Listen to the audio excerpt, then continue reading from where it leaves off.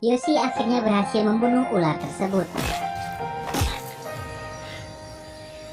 Malamnya Yoshi tidur di bawah pohon beralaskan daun. Kemudian dia bermimpi berada di sebuah restoran. Namun saat ia makannya, tiba-tiba di pagi harinya Yoshi melanjutkan perjalanan. Tiba-tiba dia menyadari ada benjolan dan sesuatu yang bergerak di dahinya. Singkat cerita, malam harinya Yoshi kembali beristirahat dan tak diduga dia melihat Markus. Namun saat dia menyalakan senter, Markus menghilang. Lalu Yoshi mendengar ada sesuatu yang bergerak di antara semak-semak. Dia melihat macan yang sedang mengintainya di semak-semak tersebut. Kemudian Yoshi menyalakan gas tabung untuk mengusir macan itu.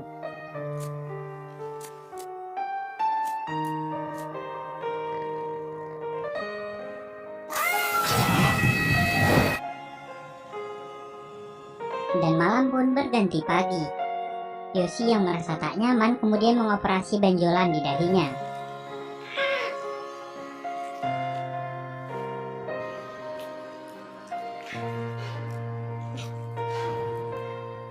Dan ternyata benjolan itu berisi seekor hewan seperti lintah. Yoshi melanjutkan perjalanan. Dia menemukan bekas tebasan pohon dan di depannya dia menemukan 2 butir telur yang hampir menetas. Karena kehabisan bekal dan sangat kelaparan, akhirnya Yoshi memakan telur itu mentah-mentah. Yoshi menemukan bekas perkemahan tradisional dan yang tersisa hanya bangunan dari dedaunan kering. Kemudian Yoshi membuka sebuah peta. Berjalan seorang diri dengan kondisi basah dan kering membuat kakinya penuh dengan luka. Tapi dia tidak punya pilihan lain selain terus berjalan.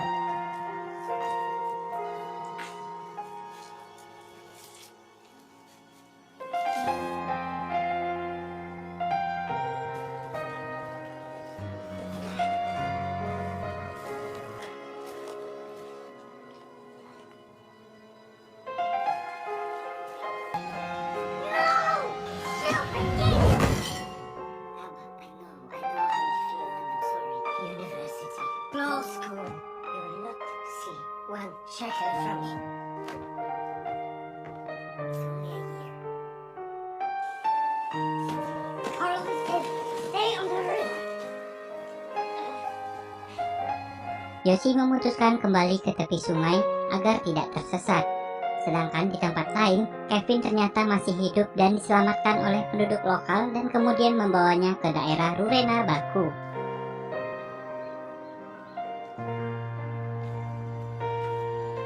Kevin kemudian meminta pihak berwenang setempat untuk membantunya mencari Yoshi. Beralih ke Yoshi, samar-samar dia mendengar suara pesawat. Yoshi memberikan tanda dengan mengibarkan mantelnya. Namun Kevin tak melihat Yoshi dari atas pesawat karena pesawat terbang terlalu tinggi.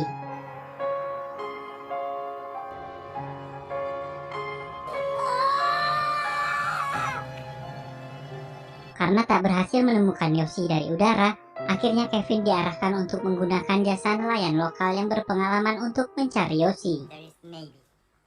Setelah mendengar Yoshi hilang lebih dari 2 minggu, nelayan tersebut menolak untuk membantunya. Namun Kevin terus meyakinkan nelayan itu hingga ia ingin membeli perahu miliknya.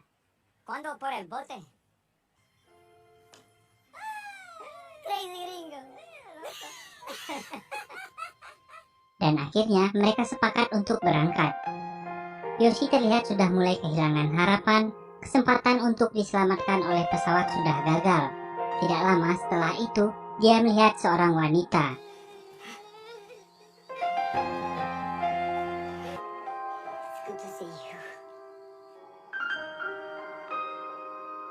Ternyata itu adalah wanita suku setempat yang sedang menangis. Dia tampak ketakutan kepada Yoshi, tapi pada akhirnya mereka berteman tanpa mengerti bahasa satu sama lain. Sebelum tidur, dia menyentuh wanita tersebut untuk memastikan bahwa wanita itu benar-benar nyata. Keesokan harinya mereka mulai berjalan ke daerah Rurena Baku. Yoshi tampak sudah sangat kesusahan untuk berjalan, hingga dia menggunakan sebuah tongkat. Lalu mereka mulai tidak sepaham dan sering bertengkar. Kemudian Yoshi tampak depresi karena tak kunjung keluar dari hutan. Malamnya mereka tidur berdua. Yoshi mencoba menenangkan wanita tersebut dengan mengelusnya.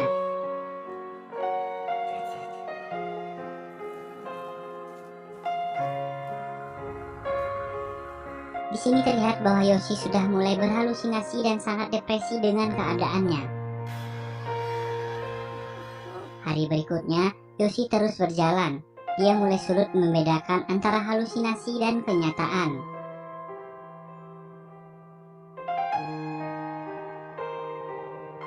Naasnya, saat melewati hutan dia terperosok ke dalam lumpur hidup, dan badannya perlahan-lahan mulai terhisap sampai dia kelelahan dan tertidur. Saat terbangun, Yoshi melihat daun dan mencoba meraihnya, dan perlahan menariknya hingga dia bisa keluar dari lumpur tersebut.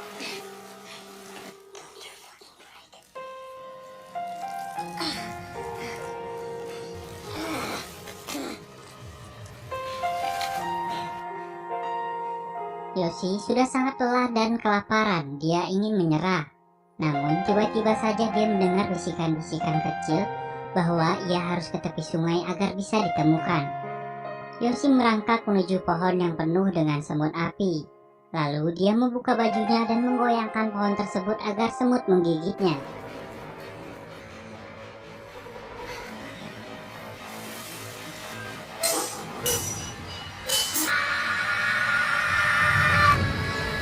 Mungkin dia berpikir rasa sakit bisa mengalahkan rasa lelahnya. Hal itu membuat dia berjalan sekuat tenaga menuju ke pinggir sungai. Akan tetapi sesampainya di sungai, dia tidak menemukan apapun. Malam harinya hanya ada kura-kura yang menghampirinya. Dia kemudian berbicara kepada kura-kura tersebut untuk memotivasi dirinya sendiri. Dalam keadaan seperti ini, Yoshi sudah pasrah. Harapan untuk diselamatkan sudah tidak terpikirkan lagi. Seolah dia hanya menunggu untuk mati. Keesokan harinya terlihat Kevin yang masih terus mencari. Akan tetapi mereka menepi. Mereka menghentikan perjalanan melihat arus di depannya yang sangat deras dan sulit untuk dilewati. Akhirnya mereka berbalik arah untuk pulang.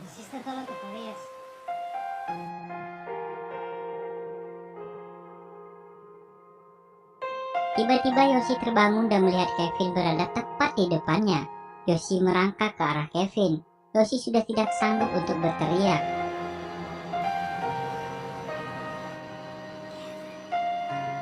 Akan tetapi tiba-tiba saja Kevin menoleh.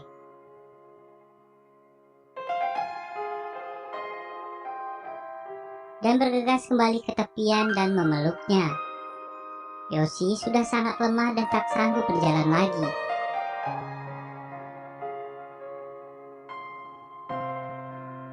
Akhirnya, Kevin membawanya ke daerah Rarana Baku.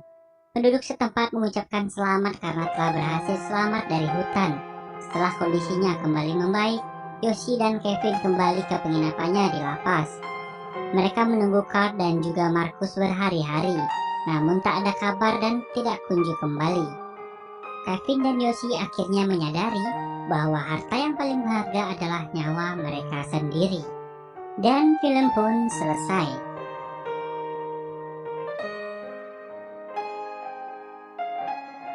Dan berikut adalah foto Kevin, Yoshi, Marcus, dan Carl. Terima kasih sudah menonton video ini. Sedikit makna yang mungkin dapat saya tangkap dari kisah nyata dalam film ini adalah untuk selalu berhati-hati jika akan memasuki sebuah tempat yang sebelumnya tak pernah kita kunjungi. Ada baiknya kita membawa seseorang yang sudah mengenal daerah tersebut. Dan jika kamu tersesat di dalam hutan, pastikan kamu mencari arus sungai dan menyusurinya. Baiklah, mungkin sekian dulu dari saya. Jika kamu suka dengan film ini, silahkan klik tombol like yang ada di bawah. Dan kalau kamu suka dengan video-video di channel ini, silahkan klik tombol subscribe yang ada di pojok kanan bawah, agar kamu mendapatkan pemberitahuan saat channel ini mengupload konten-konten terbaru. Akhir kata saya ucapkan Assalamualaikum warahmatullahi wabarakatuh. Sampai jumpa di alur cerita film lainnya. Bye-bye.